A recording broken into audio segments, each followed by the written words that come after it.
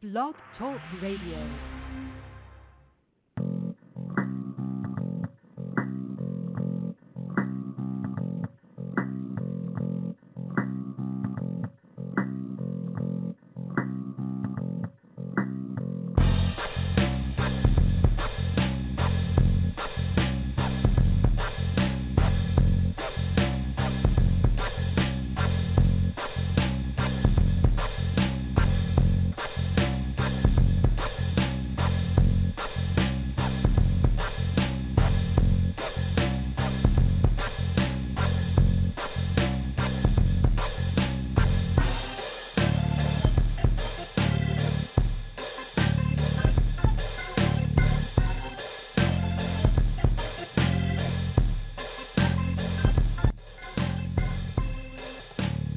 Welcome to the View Up Here.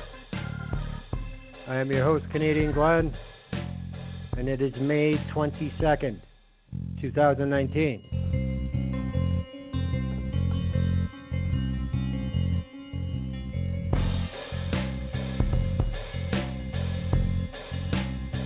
Hell. BTR Studio as nimble as usual.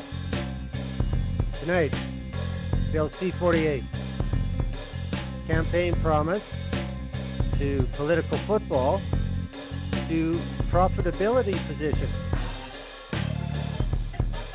How does a campaign promise with widespread public support turn into an election year tug of war? An apparently long settled convention agreed to by more than one country and international maritime organizations since the 1970s, codified into federal law. Seems like the last step in formalizing what is accepted reality, doesn't it? Well, not when there are political advantages to be manufactured. Now, Bill C-48 seems to make practice into procedure regarding oil tanker traffic along the Pacific coast of British Columbia, from the Alaskan border to the northern tip of Vancouver Island. Now, this exact action was a campaign promise of 2015 of the Liberal government and a big part of the Oceans Protection Plan. The bill was crafted and made its way through the House in relatively short order, but has been before the Senate for over a year, where it has become just another example of what can happen when partisanship, regional priorities, and profit, real or imagined, becomes the driver over sound policy. Despite there being zero port facilities currently, zero port facilities under construction for any sort of offloading or onloading, and zero supplies of fossil fuels being delivered to this region of coastline, the lure of the same touted but non-existent future markets has divided governments, First Nations, and citizens. Now, just to repeat, there is nothing in this bill that deviates from how things have been going for about 4.5 decades. There's nothing in world markets or global predictions as far as demand or profitability go that indicate any change in this convention being worth pursuing. But yet here we are. Polarization and viewpoint being driven by the usual culprit, money, or more accurately, the promise of money. So we're going to take a look at the different sides in this drama and perhaps try and see what their motivations are exactly. Now, as I said in the show description, Bill C-48 is part of the Oceans Protection Plan, a big deal for this government. So we should start there to describe exactly what has gone into this plan. I mean, anybody who pays attention at all to what this government is doing knows about the Oceans Protection Plan. It's a multi-billion-dollar program,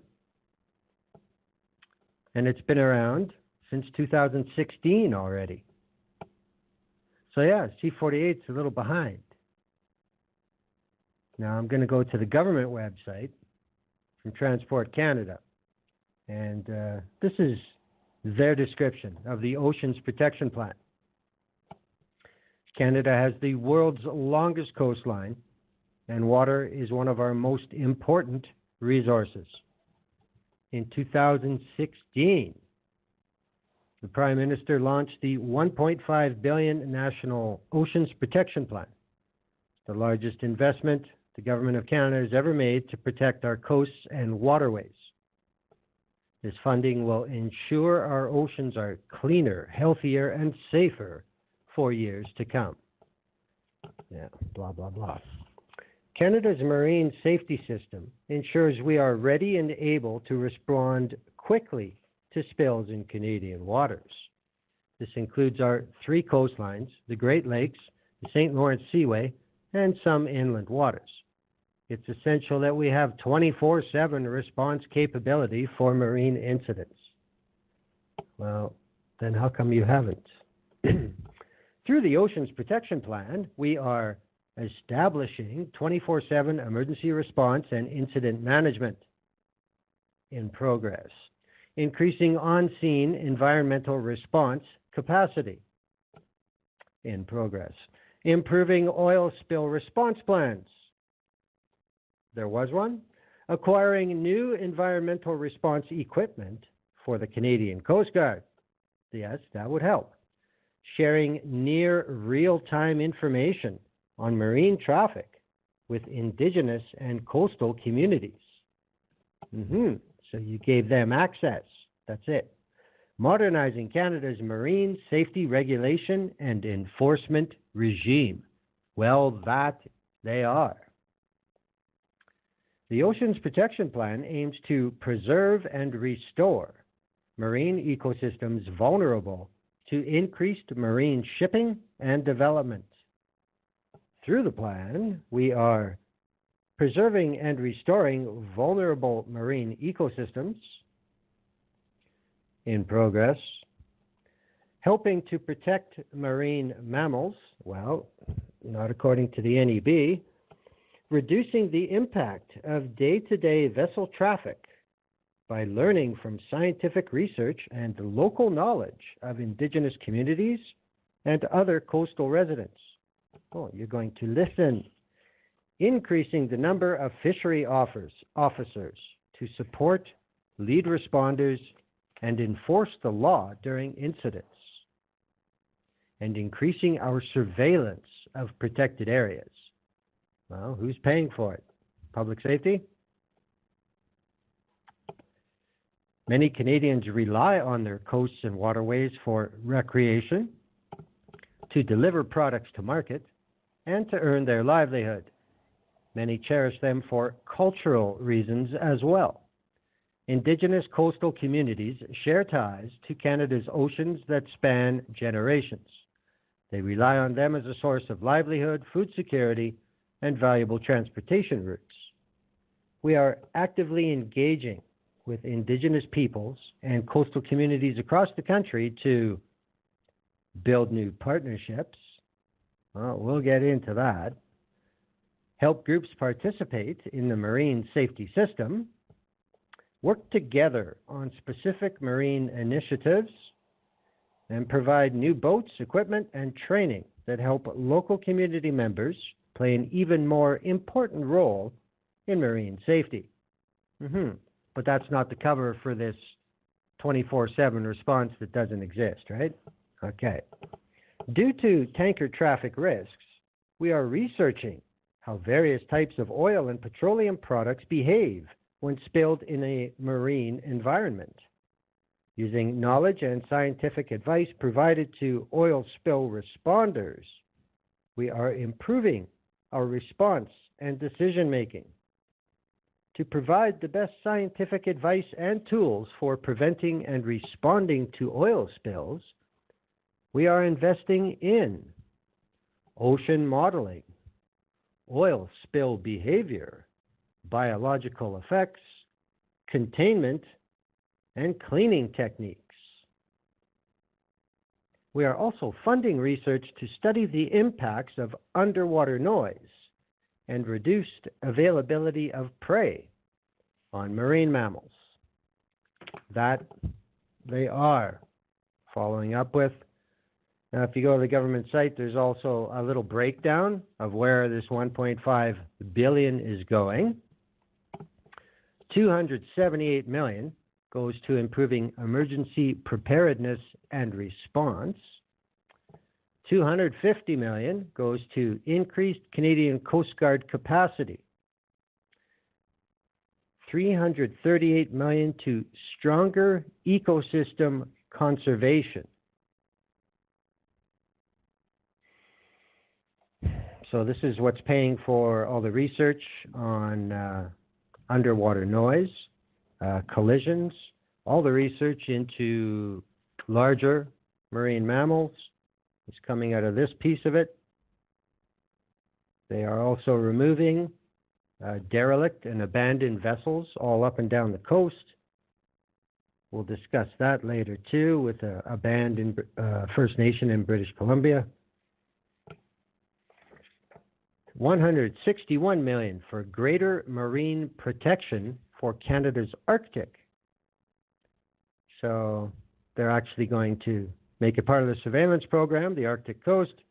They're going to buy some equipment, and they're going to say the Canadian Coast Guard is going to be around more often. $207 million for enhanced prevention with safer navigation and vessel tracking. All right, so they're upgrading their tech. I mean, you know, Port of Vancouver ain't got no problem finding anything.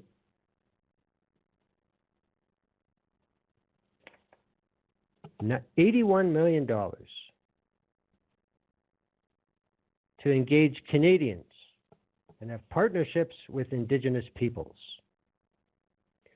which includes expanding marine training opportunities for Indigenous peoples through the Marine Training Contribution Fund.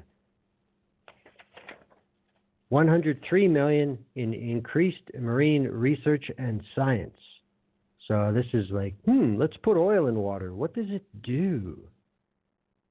And for oil response technology, $56 million to modernize the marine safety regulations and operations, updating the Pilotage Act, which is well underway, modernizing Canada's marine safety regulation and enforcement regime, which is covered in the Pilotage Act, Bill C-48, the Oil Tanker Moratorium Act, etc.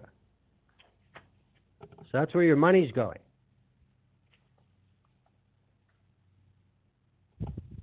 Now, this is also from the website, and this explains the government's purpose behind C-48. Oh, hang on. I'll retweet that.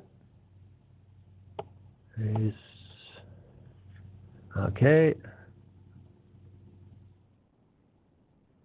Alrighty. As I said, this is from Transport Canada. This bill was presented in the House by Minister Marc Garneau. On May 12, 2017, the Government of Canada introduced C-48, the Oil Tanker Moratorium Act, in Parliament that seeks to formalize an oil tanker moratorium on British Columbia's north coast.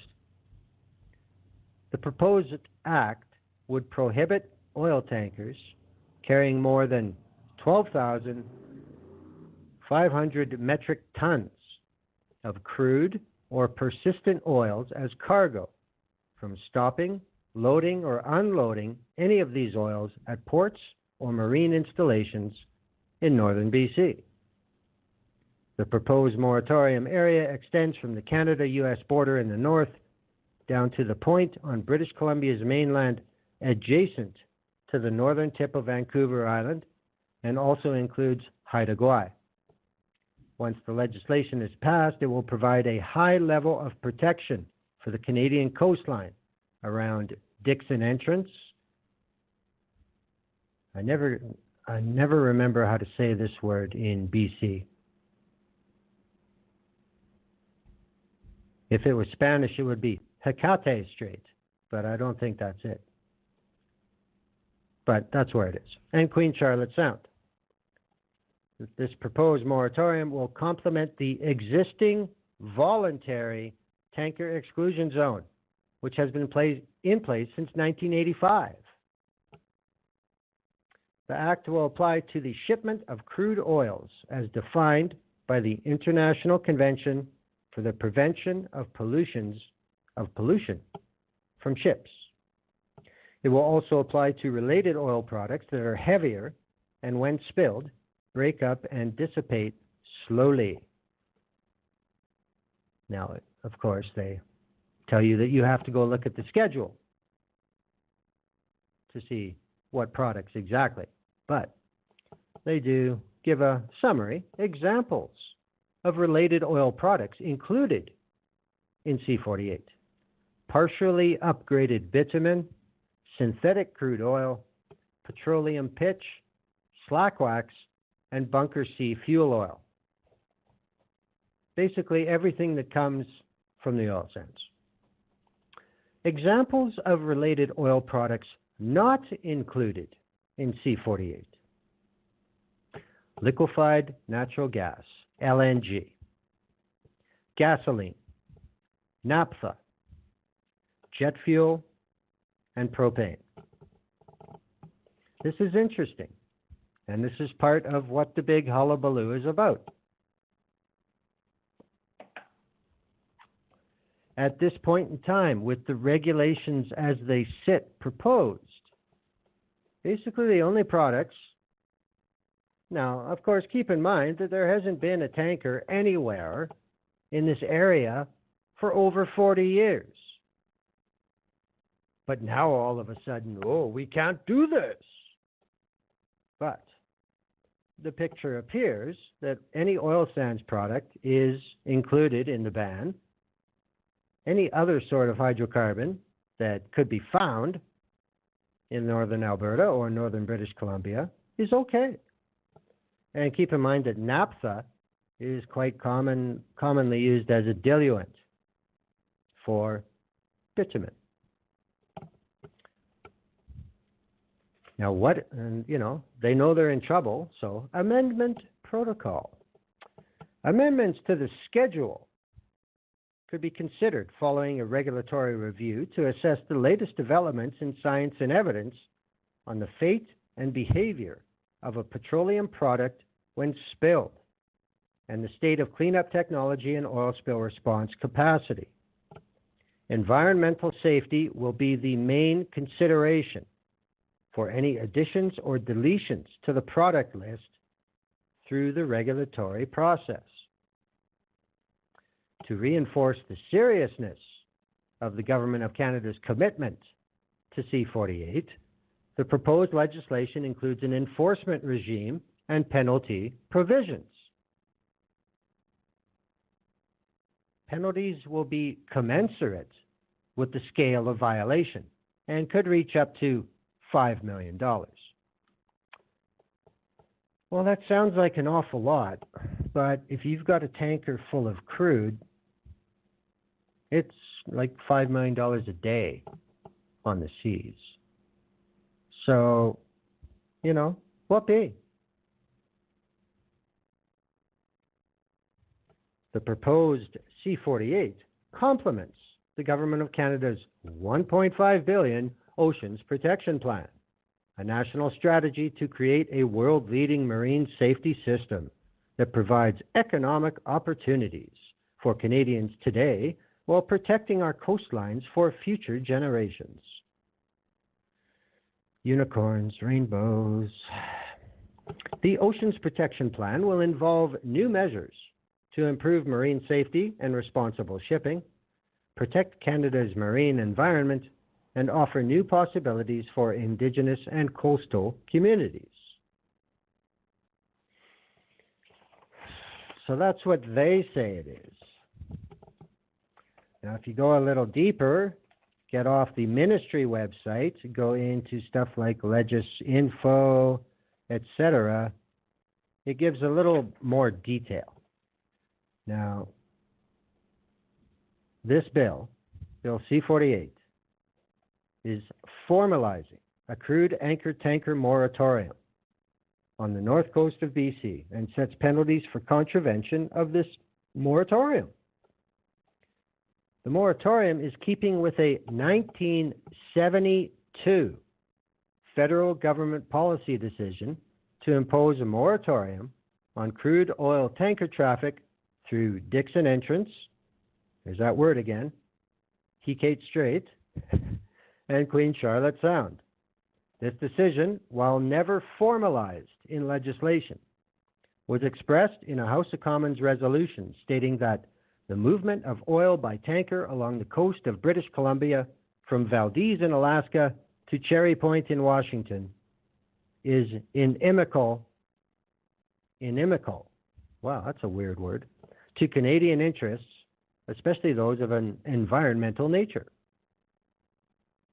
Now, the tanker exclusion zone dates back to a 1988 voluntary agreement between the Canadian Coast Guard, the U.S. Coast Guard, and the American Institute of Merchant Shipping, which is now called the Chamber of Shipping of America. The purpose of the zone is to keep laden tankers west of the zone boundary in an effort to protect the shoreline and coastal waters from a potential risk of pollution. So, in 1972, remember the OPEC crisis? The government made the decision, no tankers. In 1988, the period winding up to the first Gulf War, Canada and the U.S. made an agreement, no tankers. But yet in 2019, oh my God, this is outrageous. There is a section here called commentary. Some stakeholders have expressed support for Bill C-48. For example, the Coastal First Nations, an alliance of First Nations on BC's north and central coasts, as well on the archipelago of Haida Gwaii, published a news release stating that they are pleased the proposed act prohibits large oil tankers carrying bitumen or synthetic crude oils from landing at any port in the region. In a news release, West Coast Environmental Law stated that Bill C-48 marks a critical step forward in efforts to protect the North Pacific coast from the risk of oil spills. However, WCEL recommended that Transport Canada explain the rationale behind the 12,500-ton threshold for the moratorium. It also suggested that the department release more information on past and present oil shipments in the region. Now, WCEL, West Coast Environmental Law, also raised concerns about clauses 6 subsection 1 and 6 subsection 2 of Bill C-48, stating that they could allow wide-scale and long-term exemptions from the oil tanker ban to be ordered behind closed doors without opportunity for public review and input. We will get to exactly what that means. Some stakeholders are opposed to the moratorium itself. For example, the Chamber of Shipping of British Columbia has suggested that the proposed moratorium contradicts the federal government's stated approach to environmental protection, evidence-based decision-making, and sends a very harmful signal to the international investment community. Really? Well, considering there hasn't been a tanker there since the 70s, that's not evidence-based enough? No tankers, no spills. The Canadian Association of Petroleum Producers has argued that this proposed moratorium could significantly impair Canada's oil and natural gas resources from reaching those fictional new markets, adding that such a moratorium also prevents Canada from receiving fair market value for its resources. The Chiefs Council for the Eagle Spirit Energy Project, a First Nations-led energy corridor proposal that has support of the affected communities in BC and Alberta, has stated that there has been insufficient consultation on the proposed moratorium, which does not have our consent. As we will see as we move forward here, Bill C-48 has managed to highlight differences within the First Nations community in a big way. But hey, you know, everybody's been trying to force them to assimilate. Well, now they're just like us. Lucky people. Now I'm going to just go over the schedule that is currently in the bill. These are the list of persistent oils which are banned under this moratorium. Number 4, fuel oil. Number 5, fuel oil. Number 6, fuel oil, including marine diesel and bunker C fuel oil. Synthetic crude oils. Slack wax. Lubricating oils. Partially upgraded bitumen. Gas oils obtained by vacuum distillation. Also a second or third product line of the oil sands. Vacuum residue, also oil sands. Heavy blended fuel oils. Feedstock oil for cracking processes. You have to crack bitumen to make it worth anything. Bituminous and fuel oil emulsions, petroleum pitch, and condensate with specific guidelines. So, you know, it's an easy mark for the oil sands industry and whoever the Alberta government is that week to insist that this is an attack on Alberta. But we're talking about something that doesn't exist anyway. There are no pipelines to northern BC coast. There's not going to be. There's nobody to pay for it. There's nobody to make an economic case for it. And there's nowhere near enough First Nations that will consent. We saw that with Northern Gateway.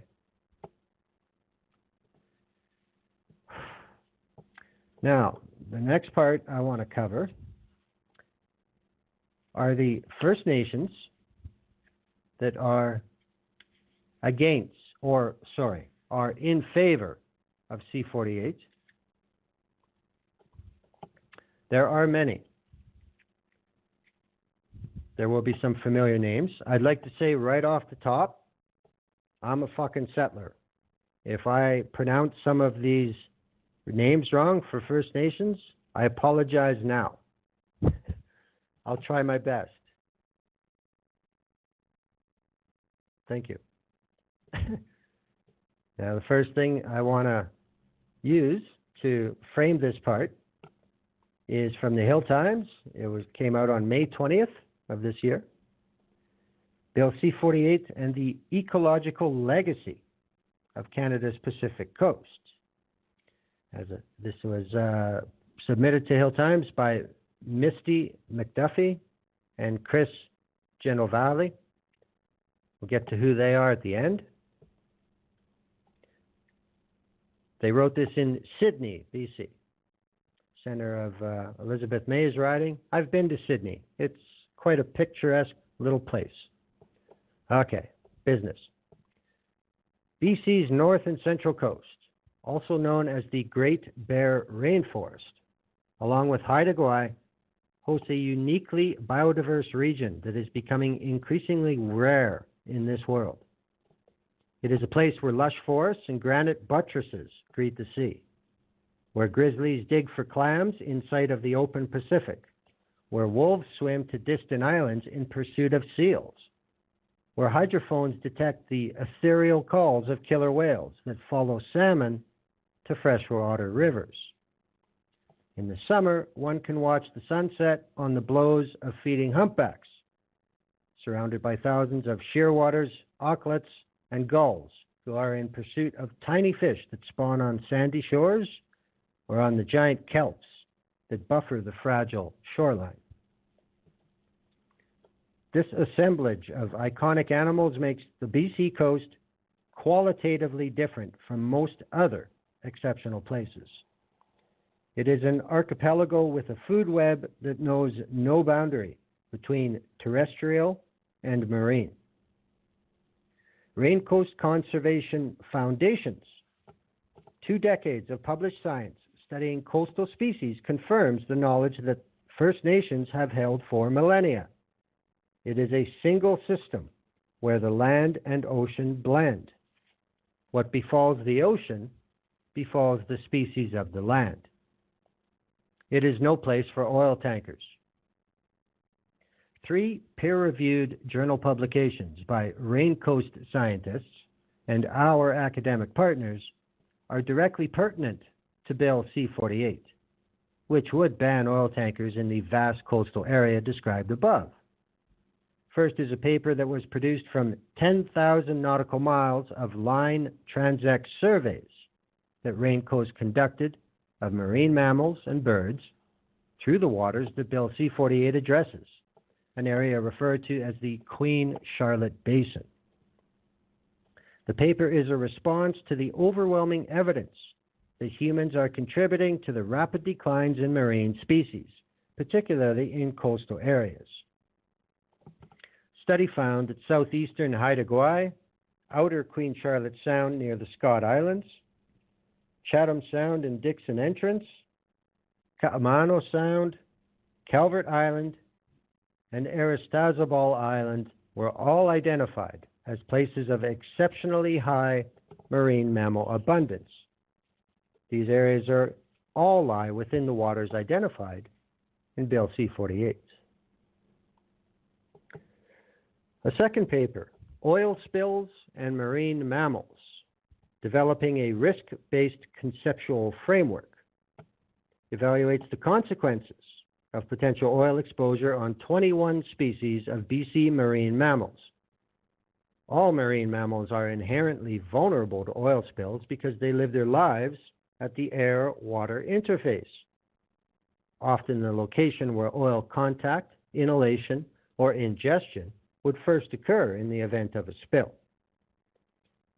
The paper found that BC's populations of killer whales, stellar sea lions, and sea otters rank particularly high in terms of overall vulnerability to oil spills.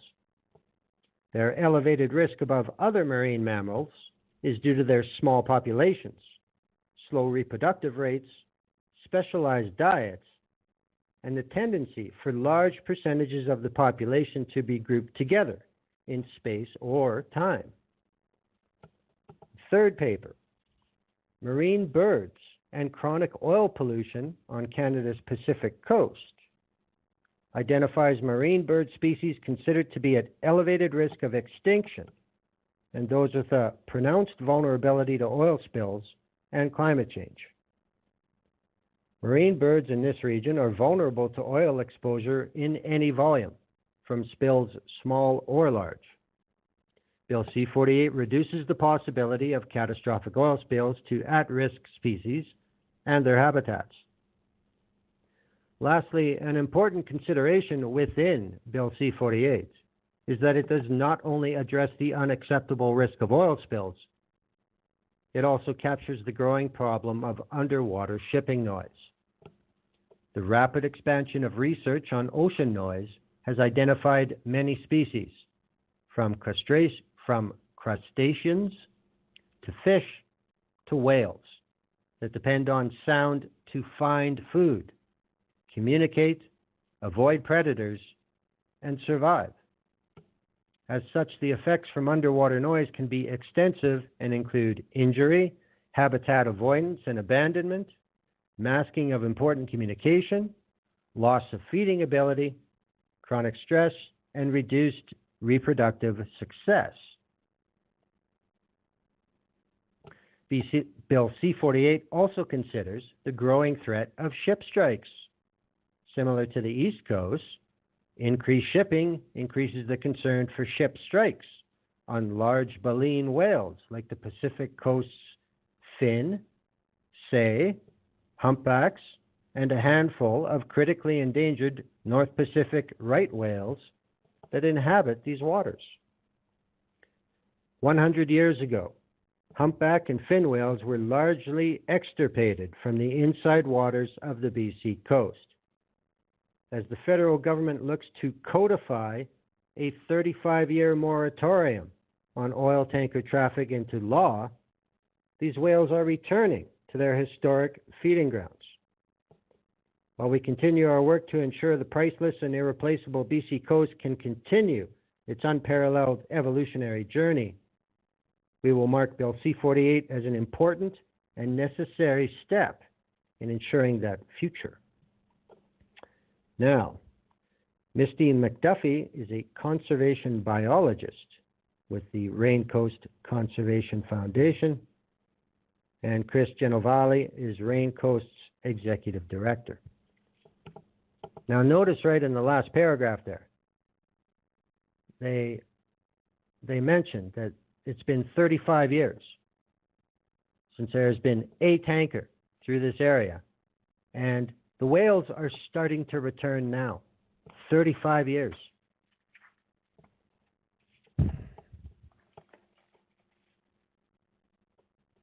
They don't forget, apparently. Now, is it a matter of them saying, hey, how come we don't go here? This is not bad. Or is it because they're being forced there because of shit going on somewhere else? Regardless. Now, to some First Nations in support. This is a submission to the Standing Committee on Transport, Infrastructure, and Communities about C-48. If you look for this committee, House Committee on websites, it is TRAN, T-R-A-N. This is from the Gitga'at First Nation. This was given to the committee by an elected councillor by the name of Cameron Hill. This is in November of 2017. So, I mean, it was in committee in the House in November of 2017 already. And here we are in May of 2019. And it's kicking around the Senate. Once passed, the Oil Tanker Moratorium Act would be an important step towards Canadian law being consistent with Gitga'at customs and laws with respect to the responsible use of our territory, waters, and resources on which our people and nation rely. Gitga'at territory includes all marine waterways between the ports of Kitimat and Prince Rupert and outside waters. Gitga'at has always and continues to use all our territory to fulfill our traditional and contemporary culture, economy, and community well-being. Tankers could not travel to and from these ports without passing through our territory and affecting us. Tankers traveling to and from Kitimat would pass directly in front of our village at Hartley Bay, located on Douglas Channel. Gitga'at has carefully studied how oil tanker traffic, the risk of oil spills, and actual oil spills would impact our rights and interests.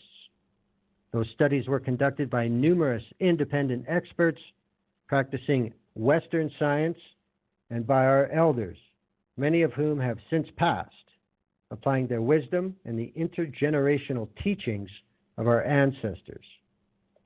We have concluded that tanker traffic and the risks they introduce would have a devastating and even irreversible impact on the environmental health of our territory, and on the cultural, social, human health, and economic well-being of our people and nation. As a result, Gitga'at has been steadfast and consistent in our opposition to oil tanker traffic in our territory ever since the specter of them became known to us. For us, Bill C-48 is long overdue. For example, over 40 years ago, in 1977, Gitga'at blockaded the cruise ship Princess Patricia as it passed through Douglas Channel, near our village. On board the Patricia were oil and shipping industry executives, intending to demonstrate to the media, public relations, and government officials also on board the route oil tankers would travel to and from a then-proposed oil loading terminal in Kitimat. The Gitga'at blockade was intended to encourage the Patricia's passengers to stop in Hartley Bay so Chief Johnny Clifton could explain why Gitga'at could not support the proposal. We further demonstrated our resolve to protect our territory from oil tankers when Enbridge proposed their Northern Gateway project. Throughout the course of that over 10-year process, dating from when we first met Enbridge officials in 2006 to when the Federal Court of Appeal quashed the National Energy Board's approval in 2016, we expended considerable time, effort, energy, and money to stop that project. Time, effort, energy, and money we would have rather spent pursuing our objectives for sustainable economic development in our territory that would benefit us and all Canadians.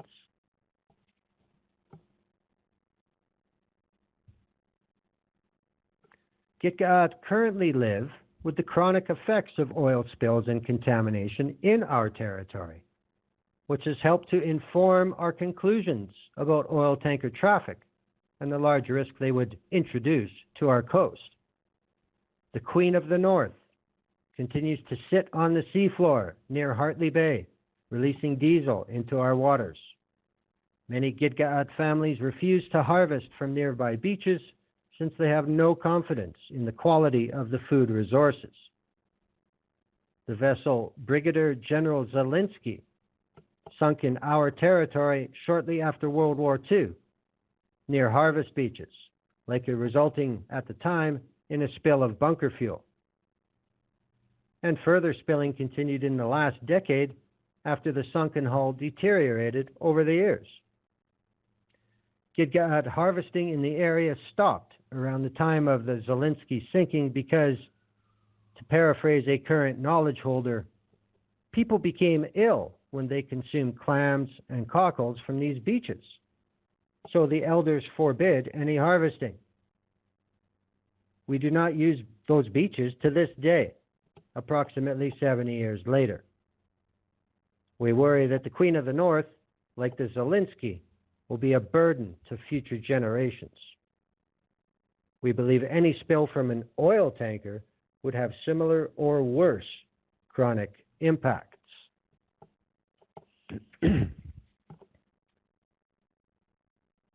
Gitga'at supports a federal moratorium on oil tankers in our territory and throughout the area known as the Great Bear Rainforest. However, as written, we are concerned that Bill C-48, while a vast improvement over the current legal regime governing Canadian oil tanker shipping, still leaves us potentially vulnerable to the risks and impacts of oil tanker traffic. Section 4 of the bill prohibits oil tankers from mooring, anchoring, loading oil, or offloading oil at any port in the area designated. However, the passage of laden oil tankers is not prohibited, as Bill C-48 is currently written. This leaves us and our coast vulnerable to the risk and impacts of oil tankers passing through or near our territory that do not intend to call on a port. While we acknowledge the entrance of and general adherence to the current voluntary tanker exclusion zone, a federally legislated exclusion would provide greater security for us and our coast. Further, it would prevent some future transit of oil tankers through waters, such as the Inside Passage that runs through our territory. We recommend that the bill be amended to also include a moratorium on the passage of laden oil tankers through the area. Section 6 of Bill C-48 provides broad powers to the Minister of Transport to exempt oil tankers from adherence to the moratorium for an undefined time frame and under any terms. While we appreciate that exemptions may be required under emergency situations, the bill does not specify that the minister needs to be so constrained when issuing an exemption. We recommend the bill be amended to permit ministerial exemptions only under clearly defined emergency situations, and we further recommend maximum numbers of tankers and bounded time frames for exemptions be specified. We recommend that the federal government engage with the Gitga'at about such an amendment. Further, once Bill C-48 is passed into law, ministerial exemptions contemplated under Section 6 that include our territory must be the subject of nation-to-nation consultations before they are issued.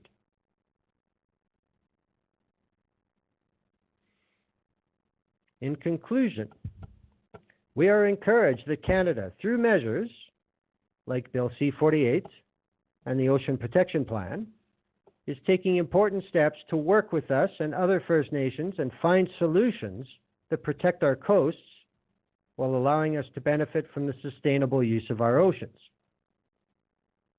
We look forward to discussing issues raised in this submission and in our testimony to the committee. So they support Bill C-48, but it doesn't go far enough. That is definitely one end of the spectrum. On October 26th of 2017, a submission was given to the Committee on Transport, Infrastructure and Communities about Bill C-48 by the Haltsuk First Nation.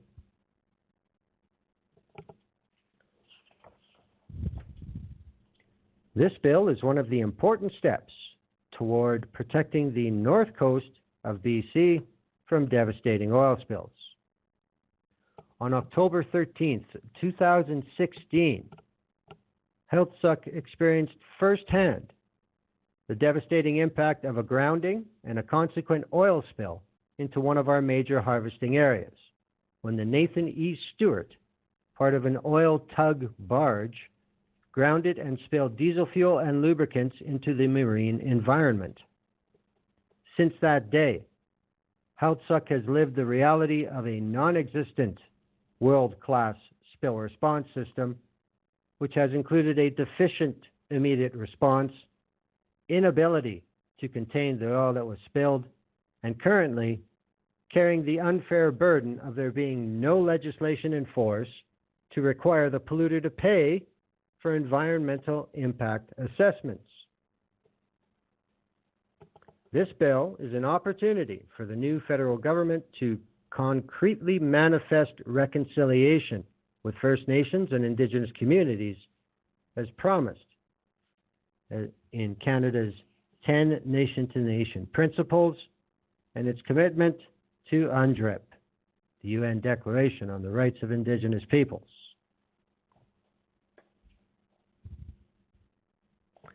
Haltsuk provides this submission to propose how the bill may be strengthened to better alleviate the risks and burdens that oil spills represent to First Nations. We raise 4 points. Coastal First Nations are disproportionately impacted by oil spills. Hard to argue with that. Government must have the power to impose geographic restrictions, limits, and conditions on oil tankers of all sizes that elect to travel in internal waters. The ministerial exemption must be focused on emergencies, and First Nations must receive access to information about oil tankers. Now, just to clarify, Healthsuck is a band of Aboriginal peoples located on the central coast of British Columbia. The ancestral homeland comprises a defining portion of what is now known as the Central Coast of BC. It extends from the southern tip of Calvert Island north to Clicani Inlet, across from Bootedale Island, from the head of Dean Channel and inlet to the offshore area west of Goose Island, Aristazabal Island, and Calvert Island, and the intervening inlets, channels, islands, and waterways. Now, these territories include, but are not limited to, 23 reserves. Healthsuck has traditionally, regularly, and continuously used, occupied, and exercised jurisdiction over its traditional territories for thousands of years. It has never surrendered its territories or jurisdiction to the Crown through conquest, treaty, or other means. Its use and occupation extends to all its marine and to all its marine and terrestrial territories. Water and land. I get it. Traditional harvesting is central to our society. We have relied on marine resources for thousands of years, and our people's health and well-being are inextricably tied to the health and well-being of our land and waters. We depend on natural resources within our territories for food and for health, for traditional activities, for our economy, and for our cultural identity. Traditional harvesting was and remains integral to our distinctive culture. We have traditionally harvested many marine species, including salmon, halibut, groundfish, shellfish including crabs, prawns, shrimps, clams, and oysters, sea urchins, sea cucumbers, herring, eulachon, abalone, and seaweed. We assert and exercise Aboriginal rights to harvest marine life based on practices of harvesting for food, social and ceremonial purposes, and for trading purposes. As a result, fisheries and marine ecosystems are critically important to us, as well as to other coastal First Nations.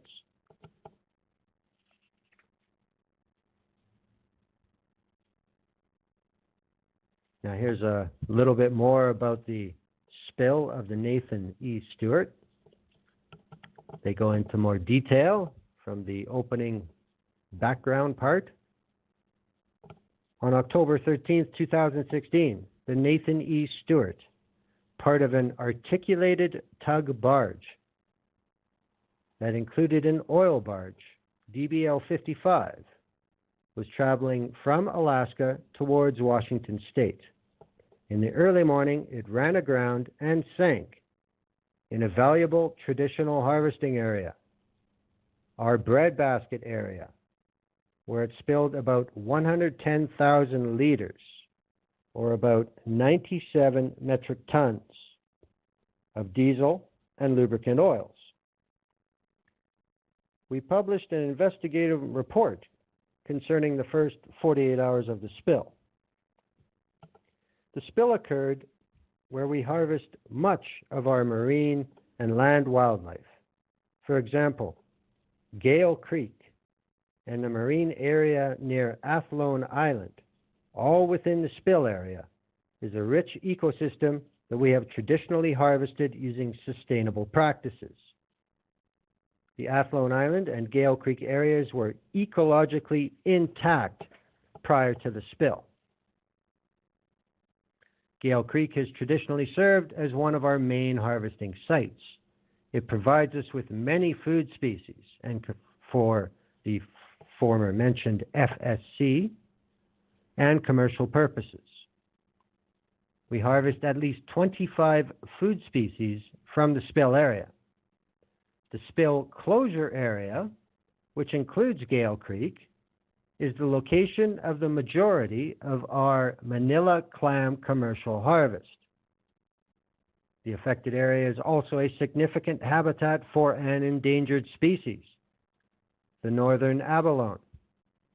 The kelp canopy in the affected area is habitat for sea otters and other marine life. That kelp is harvested by us to provide kelp for our FSC and commercial spawn on kelp harvests throughout our territory. Due to the spill, we imposed a harvesting closure to the impacted area, and Canada also closed the area to all bivalve harvesting. A year later, our closures and the federal closures are still in place. Now keep in mind, this is in October of 2017. Do you think that those closures have been lifted? That's right. The true ecological, financial, and cultural impact of the spill is currently unknown.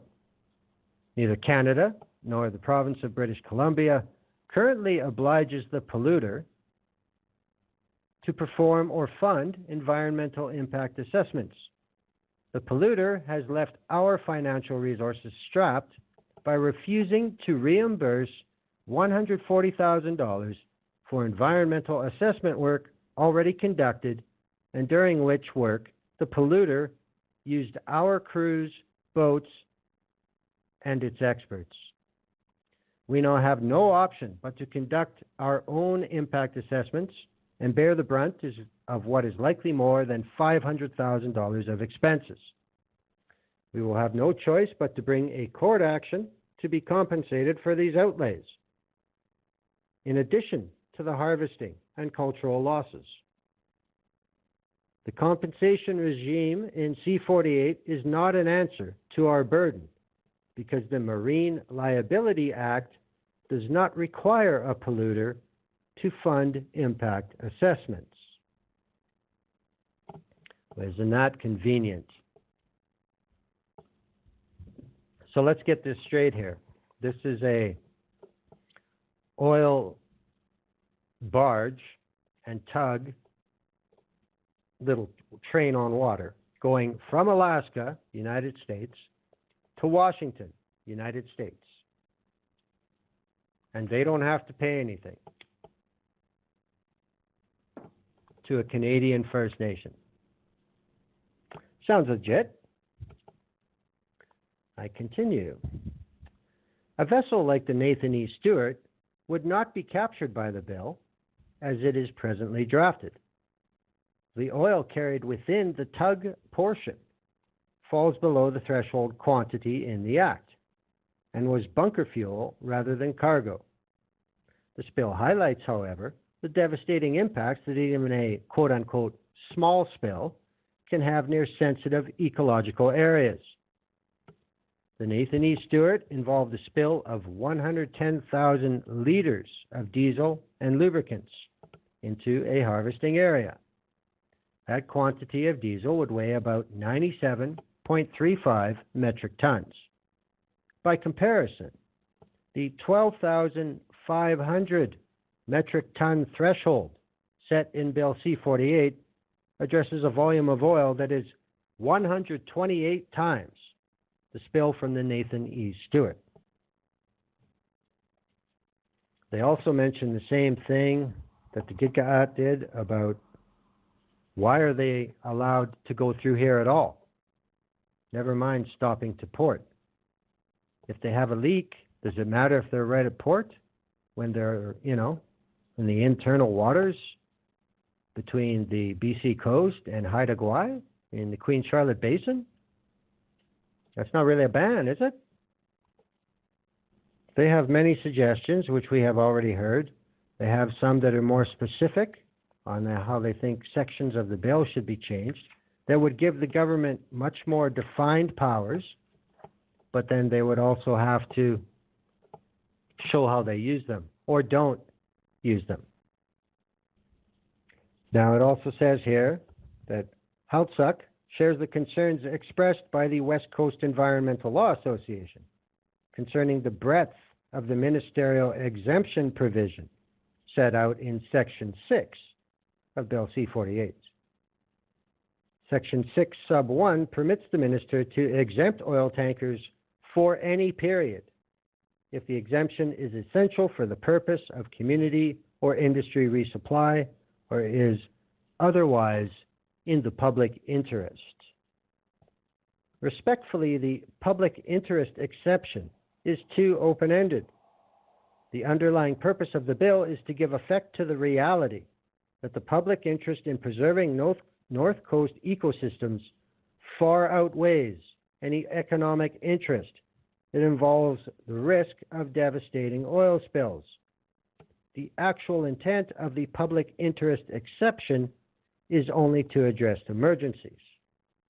An open-ended public interest exception may go far beyond emergency circumstances and potentially undermines the very purpose of this bill. They also ask that it be modified with specific wording, emergency circumstances only. First Nations have a compelling interest in having access to information about vessels carrying oil and other dangerous cargo through their marine territories. Our view is that reporting information available to the minister, such as pre-arrival information addressed in Section 7 of C-48, be made available to coastal First Nations. Furthermore, this information should include travel routes. While our view is that coastal First Nations should have access to more information than what is addressed by this bill, access to information required by this bill would be a step in the right direction. West Coast Environmental Law was also on that, about there should be a section that gives power of government to make regulations for the purpose of facilitating public access to information or documents relating to matters under this Act. Something that also is not in there. So that's the one side of the debate. Bill C-48 is a good attempt, but in many ways, it does not go far enough. Now, those are coastal First Nations. Remember that. But there has been a concerted and well-organized and apparently well enough funded other side of this in the Indigenous world. Some of these names will be familiar. We talk about, you think back to the shows I did with Grant G. and with Mervady, rest his soul, with Bob Mackin, with Norm Farrell. We talked about LNG quite a bit.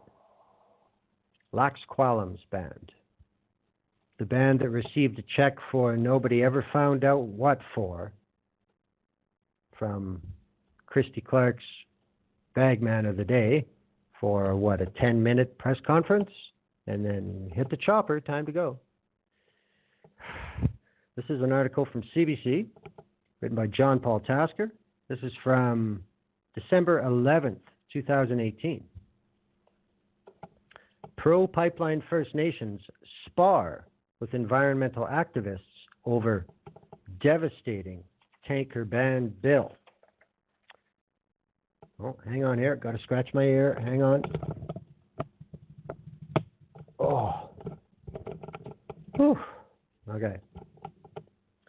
First Nations chiefs and leaders who say they represent over 200 Indigenous communities in BC and Alberta are fighting back against the federal government's plan to ban all oil tanker traffic off the coast of northern BC, calling it an attack on the energy industry that will impoverish remote First Nations. Chief Roy Jones Jr. of the National Coalition of Chiefs, a group that supports energy projects as a solution to rampant poverty on First Nations reserves, said the federal Liberal government is arbitrarily denying Indigenous communities investments by curtailing development through the northern reaches of the province. We're trying to lessen our dependency on federal dollars. Bill C-48 will just set us back. Calvin Halen, a member of the Kw'alaams First Nation near Prince Rupert, BC, and an executive with the Eagle Spirit Pipeline Project, said, quote-unquote, elites from central Canada are ignoring the pleas of pro-pipeline Indigenous communities who see this sort of development as a solution to unemployment rates as high as 80%. There's no question the energy industry will be completely savaged, Halen said. Canada has become the laughing stock of the energy world. Helen said Ottawa brought about this proposed oil tanker ban in part because it is kowtowing to self-described anti-pipeline leaders who are on the payroll of environmental groups. Unfortunately, because there's literally no employment in our community, that's how some people remain employed, Halen said, referring to individuals he claims are falsely presenting themselves as First Nations leaders to politicians and the media to advocate against natural resources development.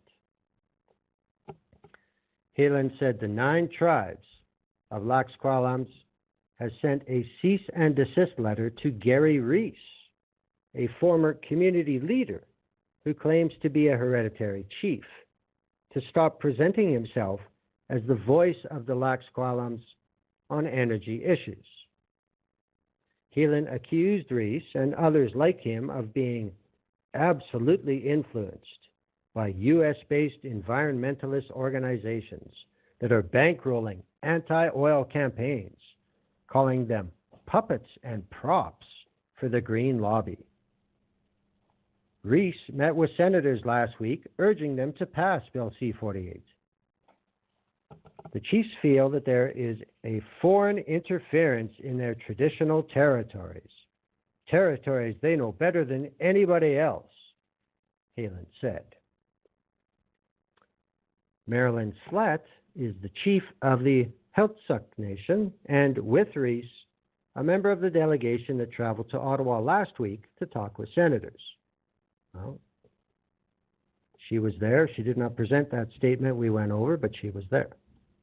She told CBC News that her group, Coastal First Nations, does receive funding from environmental groups, but it's just one of a multitude of funding sources they rely on to carry out their advocacy work. Slett said the financial support doesn't mean her First Nations coalition is beholden to environmentalists or one-sided, as Halen suggested. Our agenda is not just the green agenda. Our agenda has always been the stewardship of our territories and the protection of whatever we have here, and we do it in a sustainable way. Our concern about tanker traffic goes back to the 1970s. We've been facing these same questions for decades.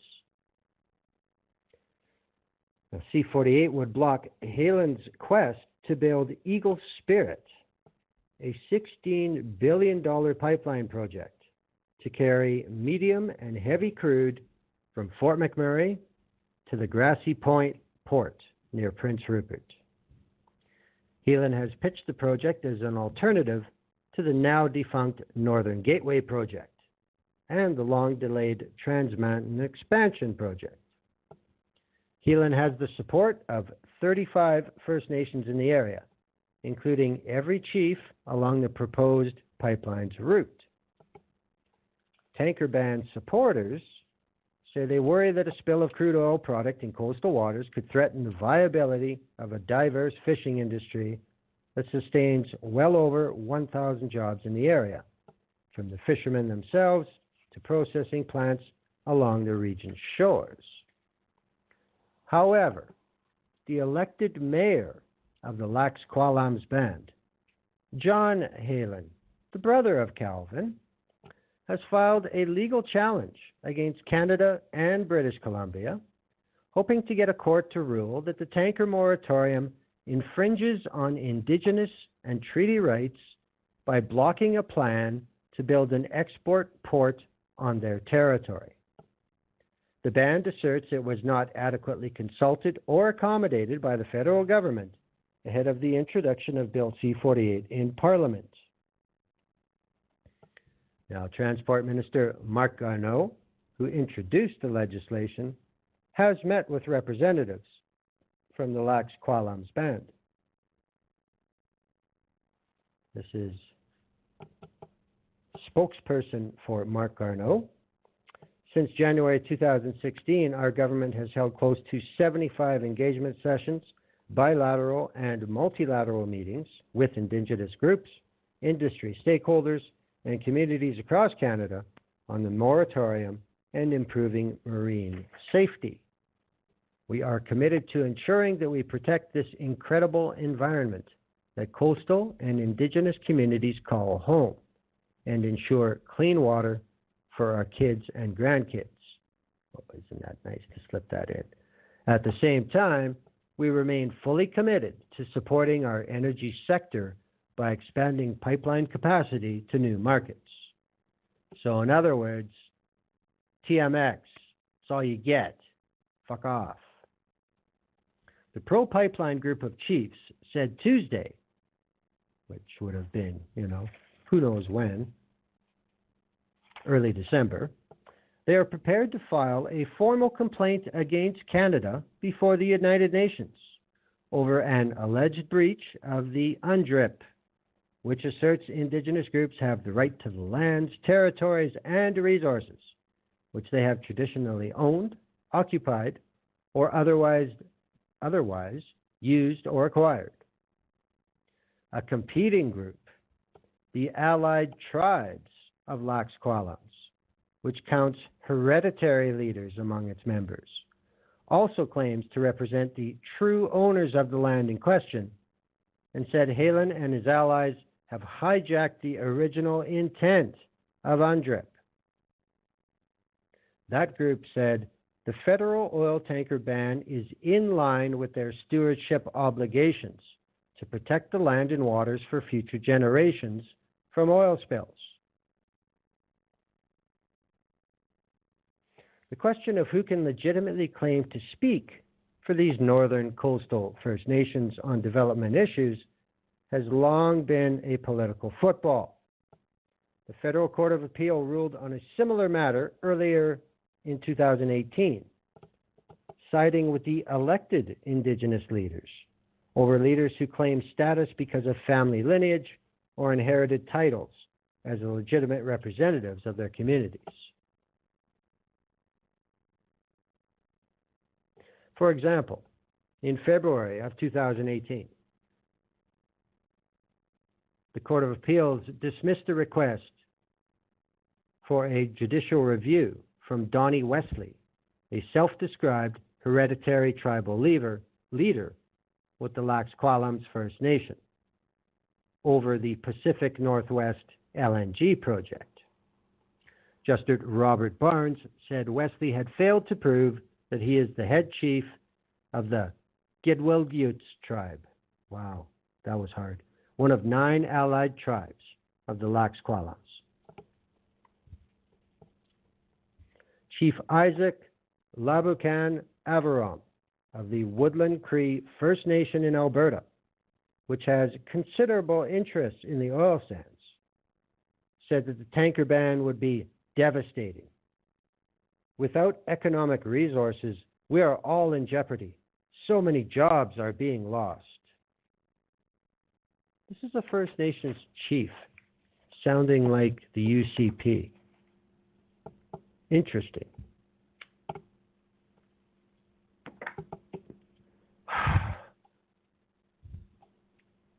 I'm sorry, original peoples of Turtle Island. You've become just like us to a certain extent. Now, let's look at the submission to the House Committee from Lax Kw'alaams, November 3rd, 2017.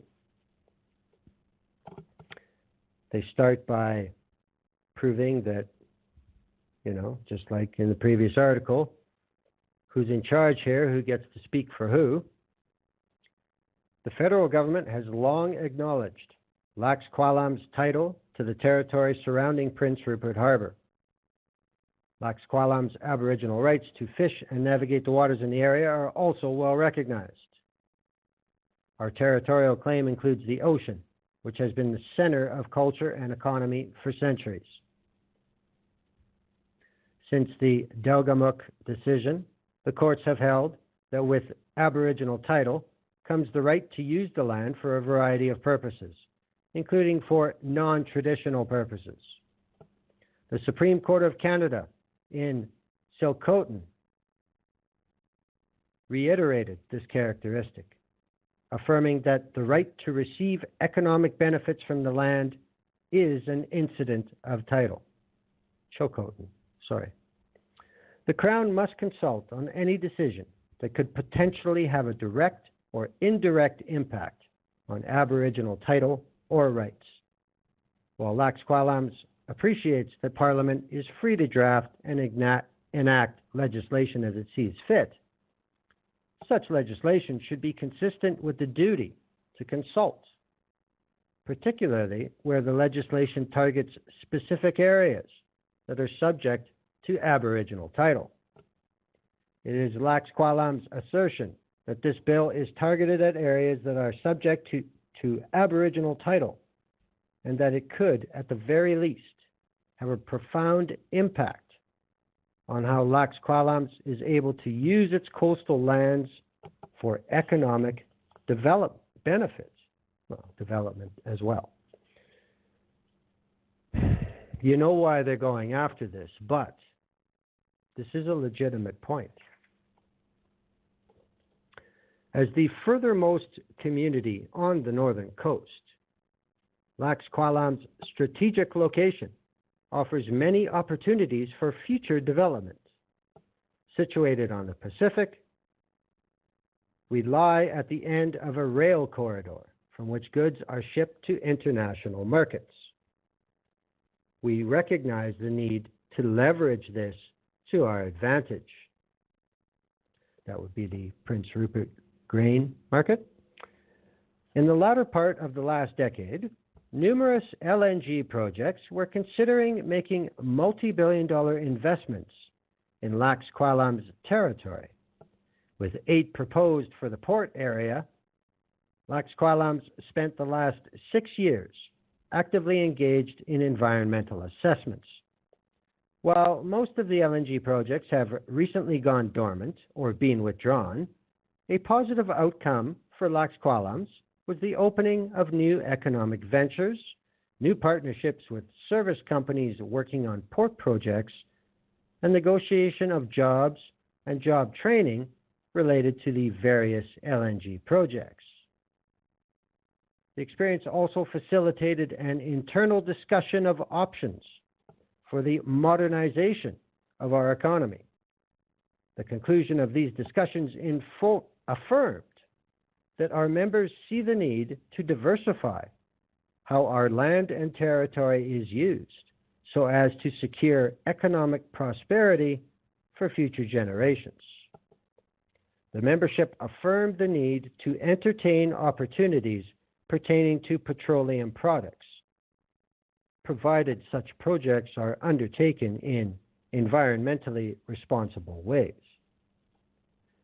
It is estimated that marine trade employs approximately 250,000 Canadians and injects more than $25 billion to Canada's economy. But few of those benefits go to our people. With the decline in LNG-related projects, we must now look to other potential options for economic viability. Government restrictions, such as the targeted shipping restrictions identified in this bill, could detrimentally impact on this. Now, isn't that an interesting message from a First Nation compared to the ones we discussed earlier? It is diametric.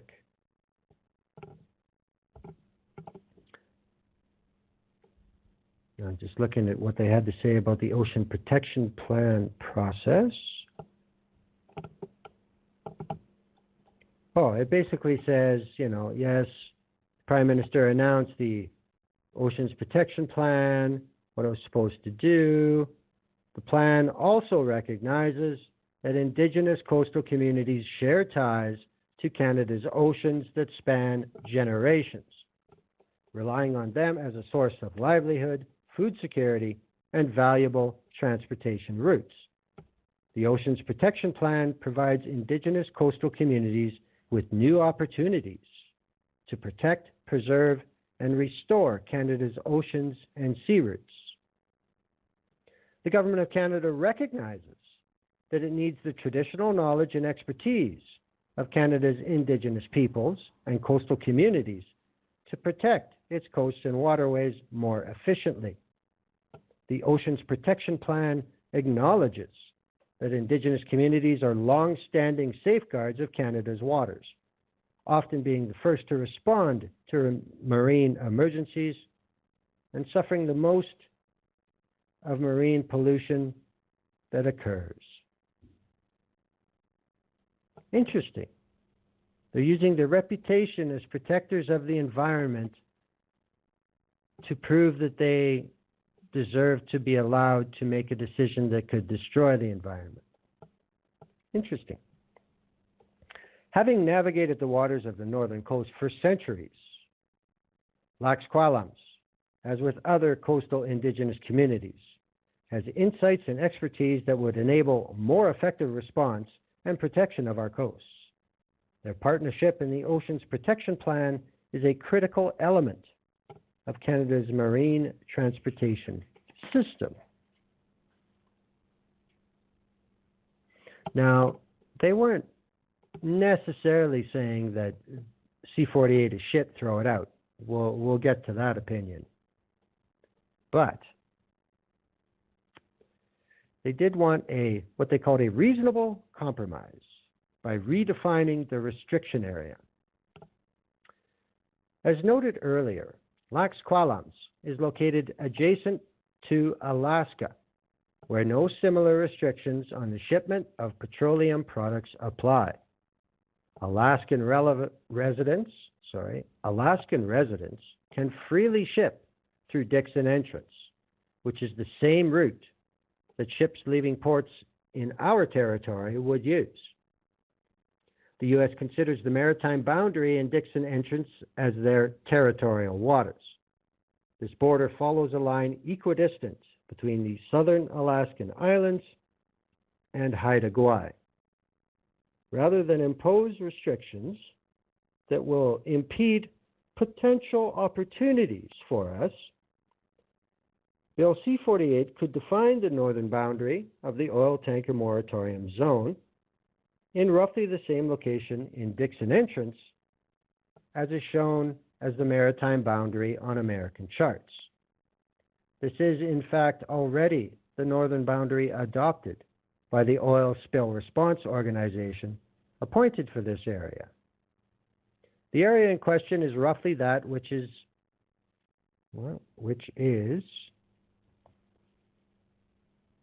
okay, they put some drawings in with their submission. Of course, I can't show you the drawings. It's a little hard. They want the line of the moratorium area to be moved slightly to, we want what Alaska can do. But remember, Alaska and the U.S. Coast Guard was enforcing this moratorium for decades.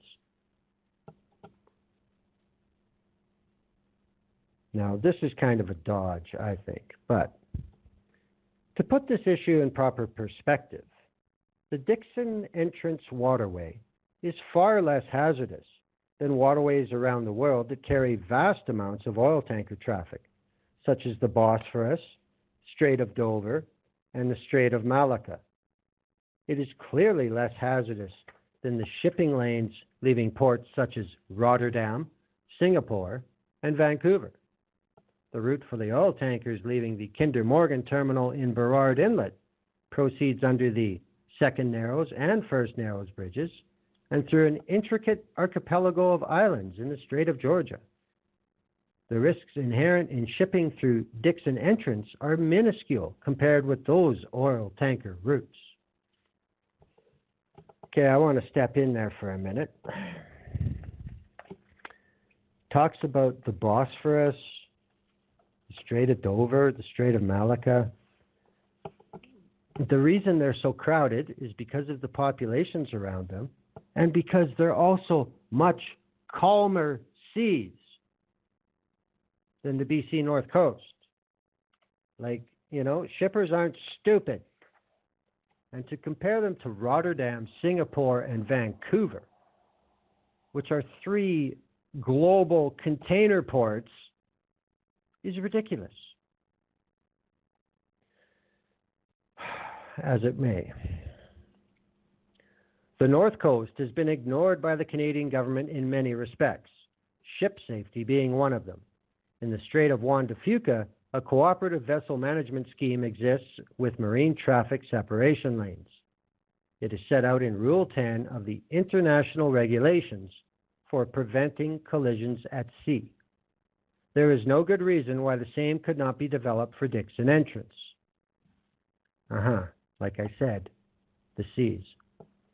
The fact that the marine boundary in Dixon Entrance is disputed as between the U.S. and Canada would not stand in the way of a cooperative arrangement between the two countries for ship safety in Dixon Entrance.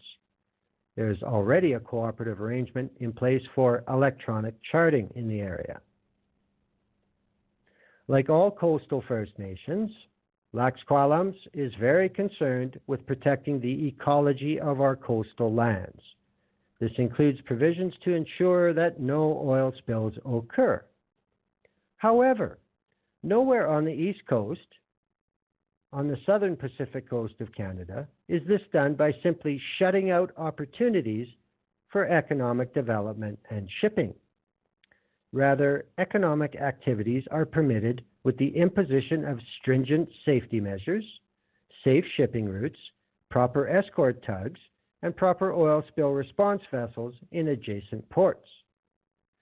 Shutting out oil tankers imposes an unfair limitation on Kw'alaams' prospects of economic development and unfairly discriminates against one region of the country. Furthermore, less drastic solution may be found through the cooperative processes that are getting underway. As such, we recommend that Bill C-48 be tabled until the conclusion of the Reconciliation Framework Agreement for Bioregional Oceans Management and Protection and other processes already underway under the Oceans Protection Plan and Pilotage Act consultation, and include a northern boundary for the oil tanker moratorium area that is fixed as where they want it fixed. So they just want everything, just withdraw the bill. No, it's not happening. Because all these other things that are going to take 5 more years, yeah, we got to wait for them. So, if you don't make a law in those 5 years, we might get some shit built,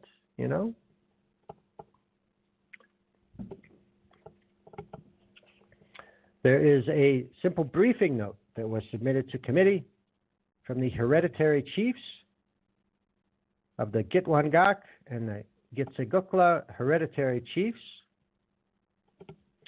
Now, these tribes are located within the Gitxsan Nation, whose traditional territories comprise an area of 33,000 square kilometers, centered on the Skeena River in northwestern BC. Oh, hang on. Since time immemorial, we have governed our traditional territories through a matrilineal clan system, with approximately 64 house groups, where each has their own territory and belong to one of 4 clans. I will not attempt the names of the clans in the indigenous language. They are just too confusing to me. I will give the settler translations. The 4 clans are Wolf, Frog, Fireweed, and Eagle.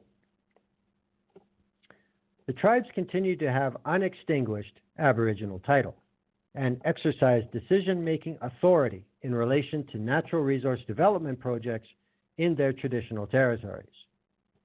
The tribes have been stewards of the environment for millennia, and within the context of the dire ongoing social and economic needs of our members, consider the protection of the environment of utmost importance.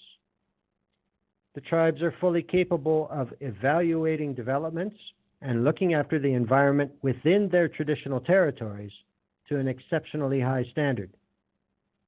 We are aware of Bill C-48 and are concerned that the loud voices of foreign environmental activists are dictating what activities we can undertake in our own traditional territory in an effort to deprive us of our constitutionally protected Aboriginal rights under Section 35 of the Constitution, reaffirmed by UNDRIP and purportedly through the reconciliation agenda of the federal government. Even though we are not a coastal community, that's a big factor, there is no question that Bill C-48 directly and harmfully restricts what activities and projects we can execute within our traditional territory. Despite the public representations made by government officials to the contrary, the tribes have never been invited to any meetings regarding Bill C-48, and there certainly has been absolutely no consultation, notwithstanding the severe impact this may have on our members. We are staunchly opposed to Bill C-48 as proposed, but would support the Kw'alaams community request that a northern boundary to the moratorium be fixed where they want it, to give a little passageway. So there are First Nations on both sides. Over what? Money. You'll see in the slideshow as well, there is the Kw'alaams proposed LNG pipeline, which would go mostly through water, underwater, come up where? Remember this? Laylu Island. Remember that from a few years ago? Laylu Island is one of the most ecologically sensitive and diverse spawn areas anywhere on the face of the earth. But once again, they pick Laylu Island as the place to build and dock these tankers. Now, another thing I'd like to say about the Kw'alaams position regarding, Singapore and Rotterdam and all that bullshit. The thing they don't mention, they talked about Strait of Juan de Fuca and all the islands, and oh my God, it's so hard. It's no different around Prince Rupert. It's no different around Gitga'at. Haida Gwaii is there. There are coastal islands. There's all kinds of shit there. I'm really not impressed with Mr. Halen.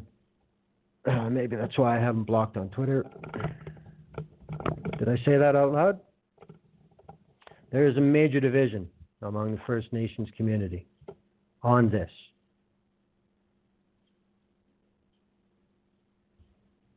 Now, in the Senate, where it is currently, in some degree of peril, C-48. The hearing started earlier this year, April. At that time, Rachel Notley was still the Alberta representative for Big Oil. That has changed. This is proof that it doesn't matter what party you are. If you're Premier of Alberta, you only have one message to everybody else. Alberta Premier Rachel Notley took her crusade against the Trudeau government's tanker ban bill to the Senate. This is April 9th. Telling senators the legislation unfairly targets her province by banning oil tankers from docking along BC's north coast at a time when the oil patch is already on the ropes. Speaking to members of the Senate's Transport Committee Tuesday, well, that would be April 8th, I imagine, Notley said Ottawa is playing a dangerous game by banning oil tankers from the region and described the bill as more of an Alberta ban. After all, Bill C-48 still lets massive LNG tankers travel those same waters. It's not really a tanker ban at all. It's a ban on energy resources produced in Alberta by Canadians from getting overseas. It is a policy that is very divisive. It's the kind of policy that represents little more than a stampede of stupid. Ultimately, what you're going to do is hurt our country and that sense of unity. Those are the stakes. Okay, so this is going to create Canadian separation, is it?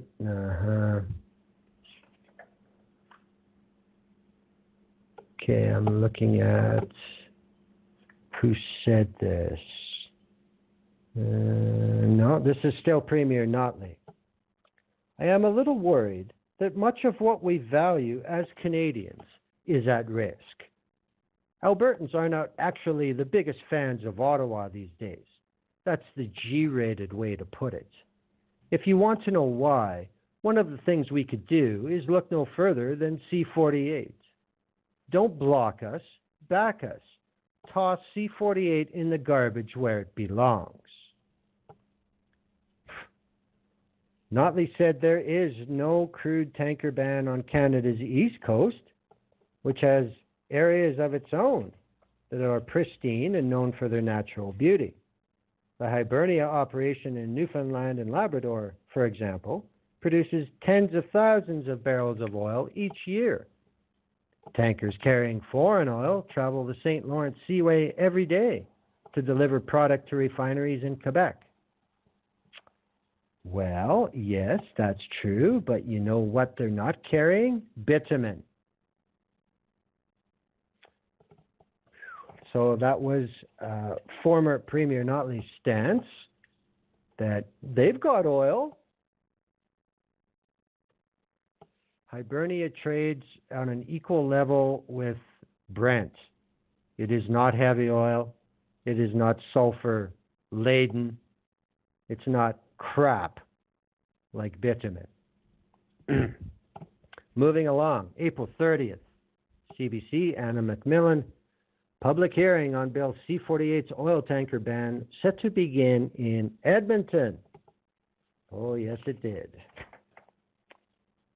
I turn to, in this column, comment from Andrew Leach. Andrew Leach is an associate professor at the University of Alberta's School of Business and is one of about 15 people who presented to the Senate's Transport and Communications Committee. And by the way, Premier Designate Jason Kenney also had his little session. Leach expects to hear a mix of perspectives with experts with a broad range of specializations. From my perspective, Senate hearings are often more about let's give this bill a proper airing. Ask the difficult questions, and usually I think a little bit less about partisan point scoring and sound bites. Now, Leach's research interests include environmental and energy economics. Part of his testimony will focus on marine protected areas. One of the things this legislation doesn't do is, if you're environmentally concerned, it doesn't open up the possibility to say, this is a new class of marine exclusion that we could apply somewhere else. If we're going to have a new class of marine protected area or a class of cargo exclusions for marine protected areas, it seems maybe that we should have a more formalized process for this, as opposed to a specific piece of legislation that focuses on one specific region. Now, Bill C-48 wouldn't affect any proposed pipeline or natural gas project currently underway. But Leach says what it does do is it takes away the potential future option value. For example, Leach said it would be near impossible for the National Energy Board to approve a new version of Enbridge's Northern Gateway pipeline if Bill C-48 becomes law. Yes, it would. And, you know, if you've got a problem with that, we know what side you're on. That was at the end of April. They came through Edmonton. We jump ahead a couple weeks. CBC, Sarah Rieger, May 15th, last Wednesday. Senate committee recommends against proceeding with tanker ban bill. A Senate committee has recommended the federal government not proceed with Bill C-48, which would ban oil tankers from docking along BC's north coast. But the 6-6 tie vote by the Senate's Transportation and Communications Committee doesn't mean the bill is necessarily done, as it will go back to the chamber for further debate. According to Senate committee rules, a tie vote is the same as a vote against, as it needs a clear majority of support to proceed. The committee's 5 Conservative senators voted against it, joined by Alberta Independent Senator Paula Simons. 5 other independents and 1 self-identified Liberal senator voted in favor. The Simons cast the deciding vote against amending or advancing the bill.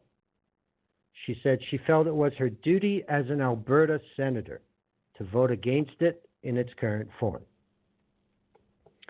I am very aware of how extraordinarily beautiful and sensitive that particular ecosystem is, and I very much want to see it protected.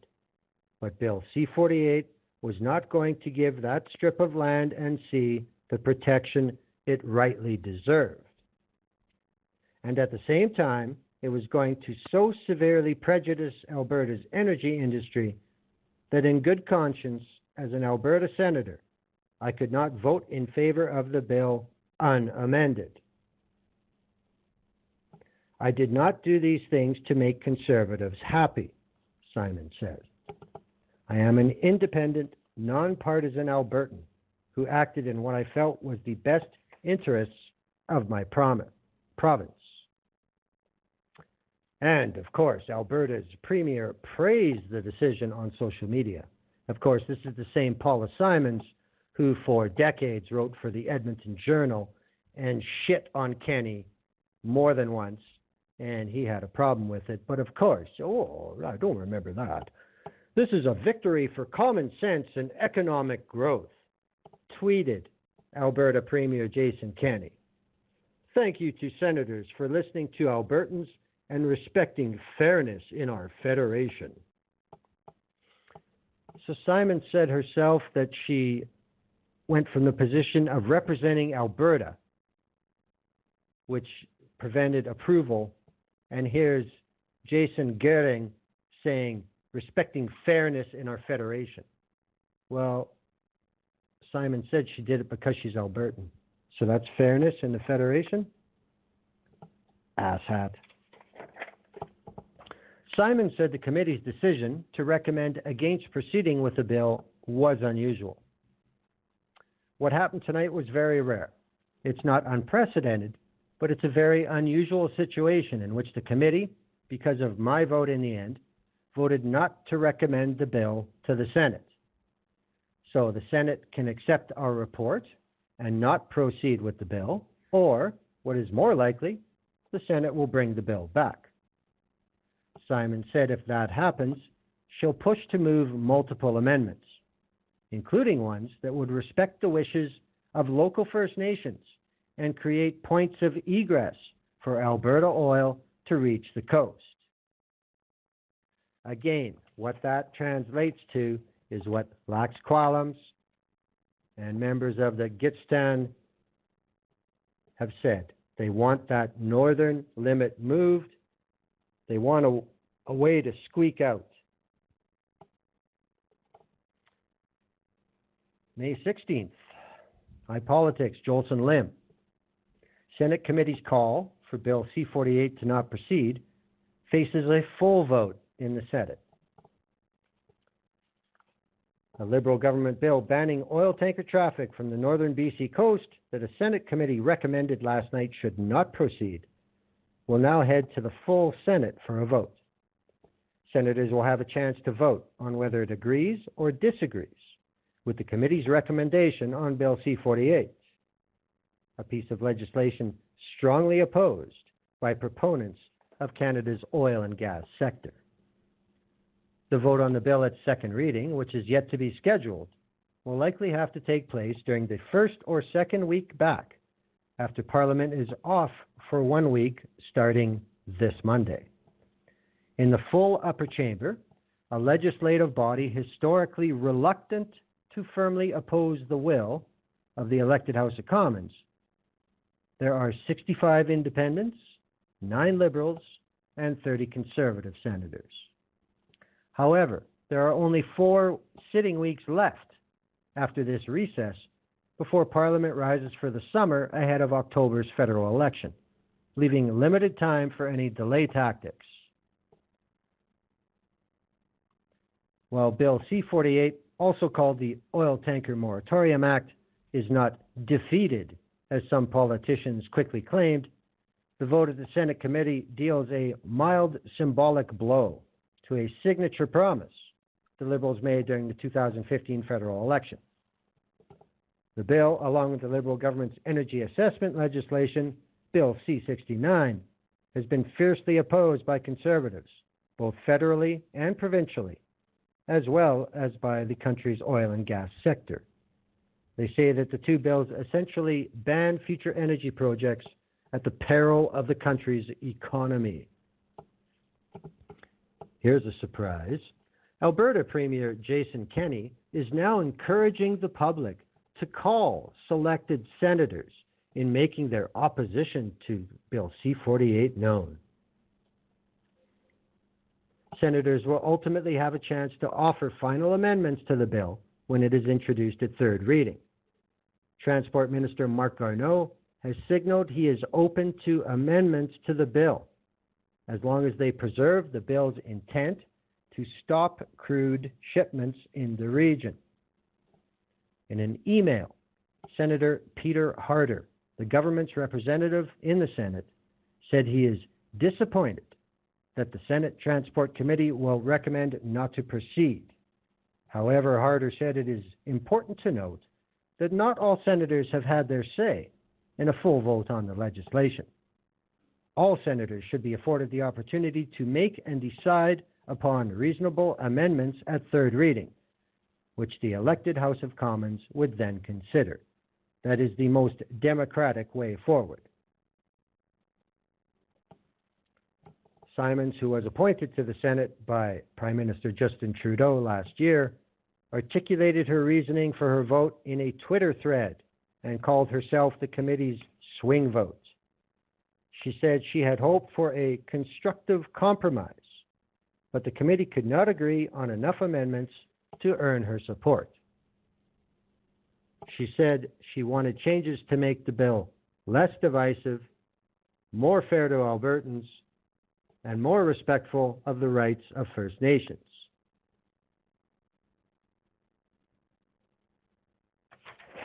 So, what does it sound like at this point?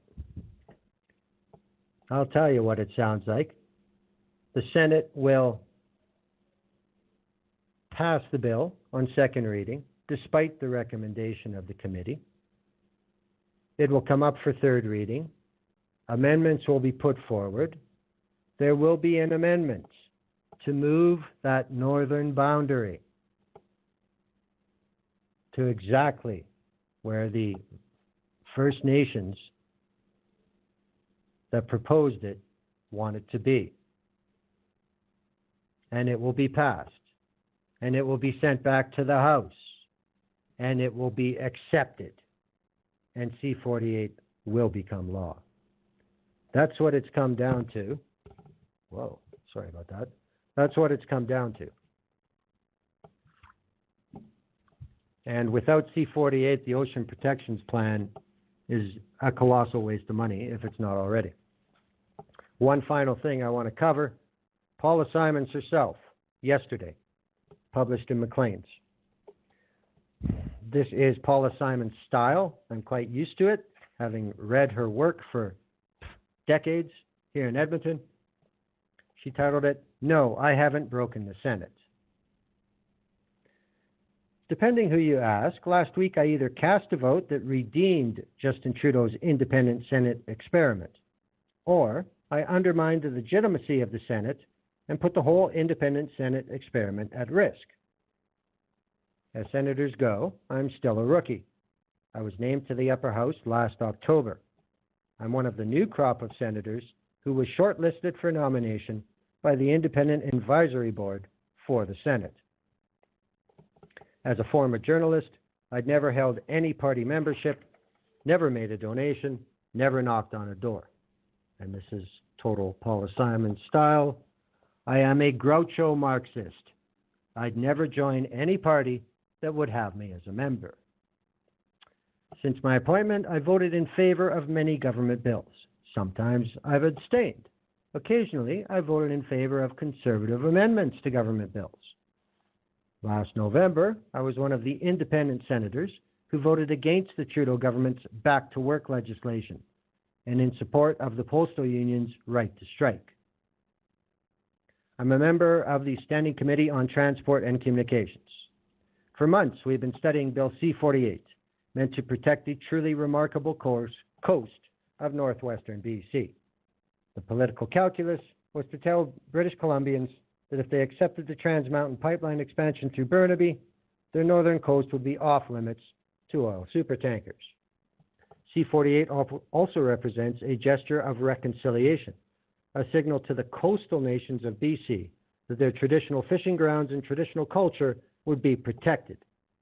The bill has been hugely controversial in Alberta because it would effectively stymie any future attempt to build another oil pipeline to British Columbia.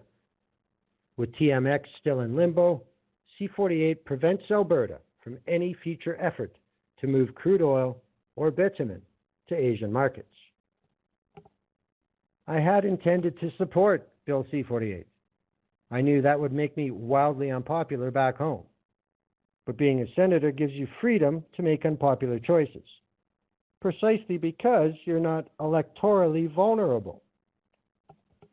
You're supposed to use that freedom to take the long view, to make the tough calls for the future of the country, because you can see past the next election cycle. But after months of testimony, including public hearings in Prince Rupert and Terrace, I just couldn't find the scientific evidence or legal logic to support the divisive ban.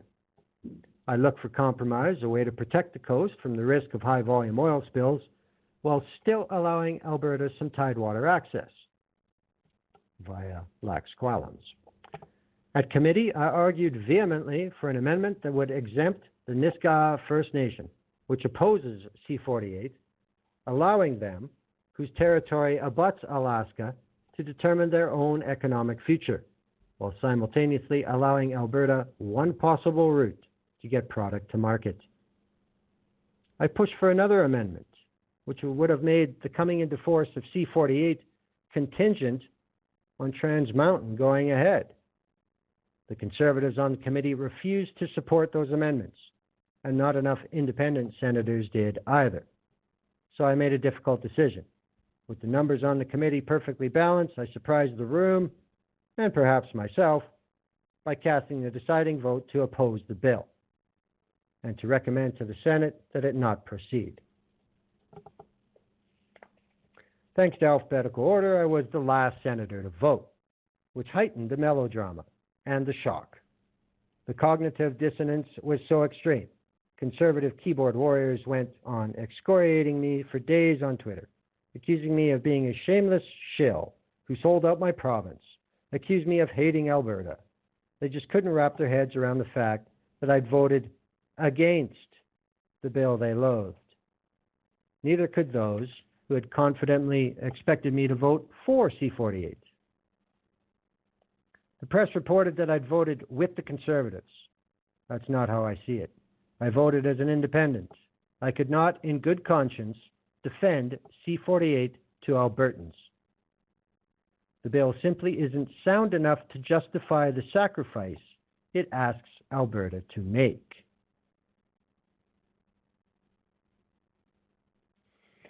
She goes on to talk about how she sees the traditional role of the Senate. They are not there to derail the government's agenda because they are elected.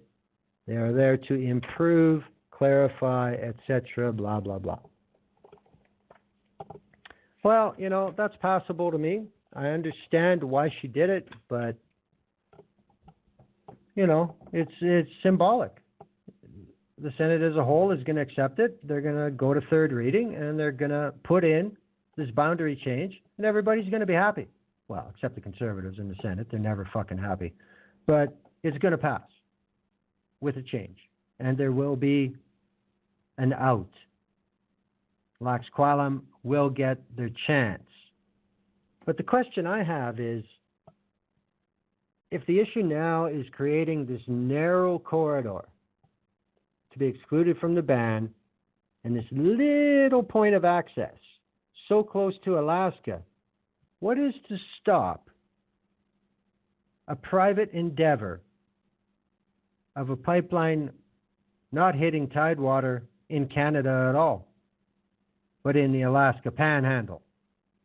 Anybody care to tell me why that's not being discussed and skip all this shit if they're so damn horny to get it done? Yeah, I don't know. That's the score on C-48. That's a hell of a lot more information than you're going to get in your 45-second soundbite on the national news. Is it dead? No. Far from it. Everybody's going to get what they can live with, and it'll pass, and it'll be something that the Trudeau team will be talking about, a great accomplishment. If you want to remove the details, it is, because it's a campaign promise from 2015. That's the kind of shit that gets people to turn out again. That's it for tonight. That's a wrap.